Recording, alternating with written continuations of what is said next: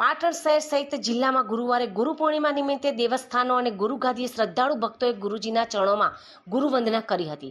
પાટણ શહેર સહિત જિલ્લામાં ગુરુવારે ગુરુ પૂર્ણિમા નિમિત્તે દેવસ્થાનો અને ગુરુગાદીએ શ્રદ્ધાળુ ભક્તોએ ગુરુજીના ચરણોમાં ગુરુવંદના કરી હતી. પાટણ જિલ્લામાં ગુરુવંદનાનો ધર્મમય પ્રસંગે હર્ષોલ્લાસભેર ઉજવાયો હતો.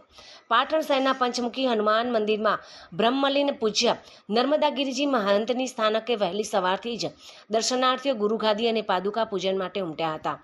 વહેલી સવારે મહંતના પાદુકાઓનું ભક્તજનોએ પૂજન કર્યું હતું અને પાદુકા પૂજન બાદ સમૂહ આરતી કરવામાં આવતા મોટી સંખ્યામાં શિષ્ય અને ભાવિક ભક્તો આરતીના દર્શન પ્રસાદનો લાભો લેવા ઉમટી પડ્યા હતા.